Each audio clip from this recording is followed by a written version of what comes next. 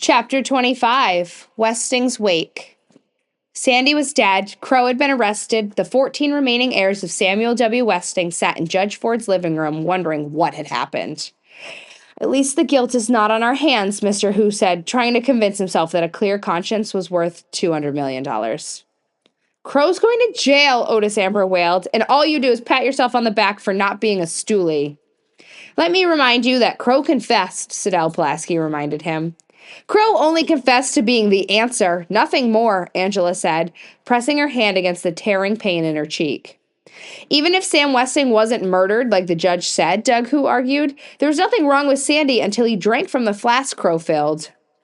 If Crow is innocent, Theo said, that means the murderer is still here in this room. Flora Baumbach tightened her grip on Turtle, who was nestled in her arms. Poor Crow, Otis Amber muttered. Poor Crow. Poor Sandy, you should say, Turtle responded angrily. Sandy's the one who's dead. Sandy was my friend. You should have remembered that before you kicked him, Denton Deer remarked. I never kicked Sandy, never. The intern turned sideways in his chair in case of attack, but the kicker stayed slumped in sadness. Well, someone kicked him today. That was one mean bruise he had on his shin. That's a lie. That's a disgusting lie, Turtle shouted. The only person I kicked today was Barney Northrup, and he deserved it. I didn't even see Sandy until tonight at the Westing house. Right, Baba?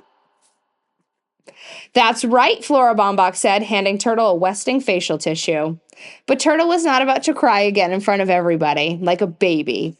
If only she could forget how he looked, suffering, dying, the twisted body, the chipped tooth, that horrible twitch, that one eye, that was the worst, that one eye blinking. Sandy used to wink at her like that when he was alive. When he was alive. Turtle blew her nose loudly to keep from sobbing. Sandy was my friend too, Theo said. I was playing chess with him in the game room, but he didn't know I knew.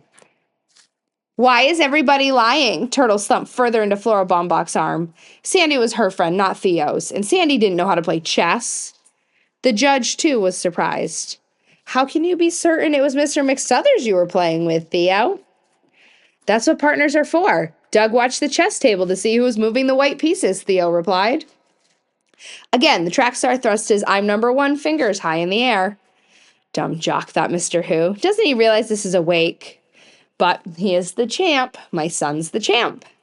Doug wins, said Madam Hu. They did not suspect her anymore. Good. Very good. But it was so sad about the door guard. Theo went on in a mournful voice. I'm sort of glad Sandy didn't go back to the chessboard after my last move. He never knew he lost the game. Did you checkmate him? The judge asked. Could she have been right about McSuthers after all? No, a disguise was one thing, but Sam Westing lose a game of chess? Never. Well, not exactly checkmate, Theo replied, but Sandy would have had to resign. I took his queen. The queen's sacrifice, that famous Westing trap. Judge Ford was certain now, but there were still too many unanswered questions.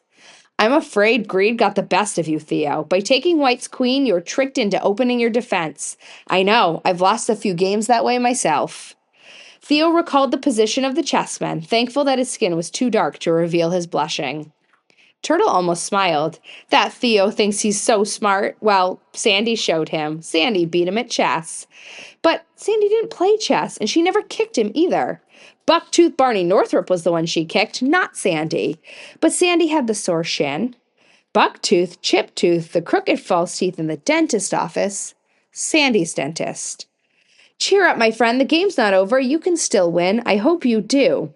Those were the last words Sandy said to her. He winked when he said that.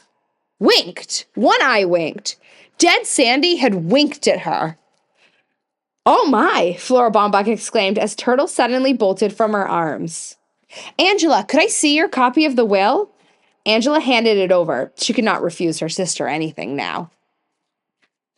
Turtle leaned against the dark window, poring over Sidel Pulaski's transcript of the will. First, I returned to live among my friends and enemies, came home to seek my heir, aware that in doing so I faced death, and so I did. To seek my heir, Turtle repeated to herself. Today I've gathered together my nearest and dearest, my 16 nieces and nephews. Sit down, Grace Windsor Wexler, to view the body of your Uncle Sam for the last time.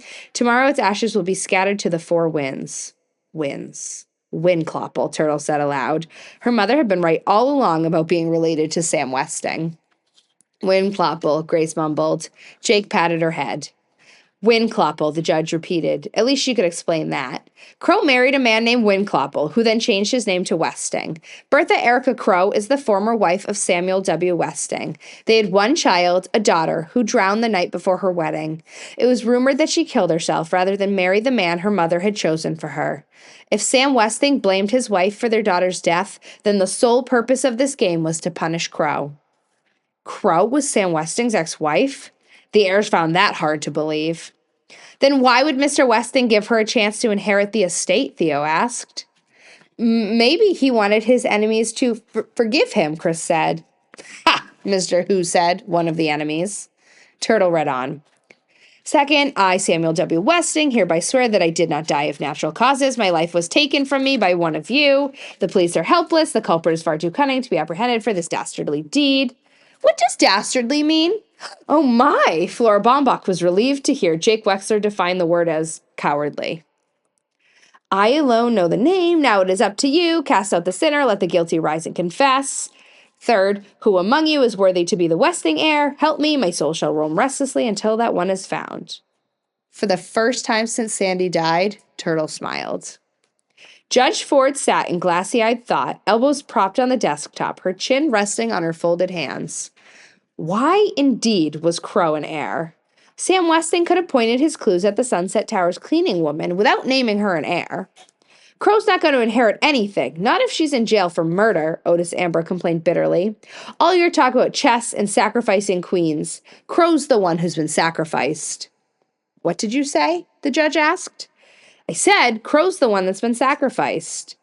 Uttering a low groan, Judge Ford sank her head in her hands. The Queen's sacrifice. She had fallen for it again. Westing had sacrificed his queen, Crow, distracting the players from the real game. Sam Westing was dead, but somehow or other he would make his last move. She knew it. She felt it deep in her bones. Sam Westing had won the game. Stupid, stupid, stupid. The heirs stared in amazement. First, they are told that Sam W. Westing was married to their cleaning woman. Now a judge is calling herself stupid. It couldn't be true. Sam Westing wasn't stupid, Denton Deere declared. He was insane. The last part of the will was sheer lunacy. Happy 4th of July, it said. This is November. It's November 15th, Otis Amber cried. It's poor Crow's birthday. Turtle looked up from the will. Crow's birthday? Sandy had bought a striped candle for his wife's birthday, a 3-hour candle. The game is still on. Sam Westing came back to seek his heir. You can still win. I hope you do, he said. How? How? It is not what you have, it's what you don't have that counts. Whatever it was she didn't have, she'd have to find it soon, without letting the others know what she was looking for. Judge Ford, I'd like to call my first witness.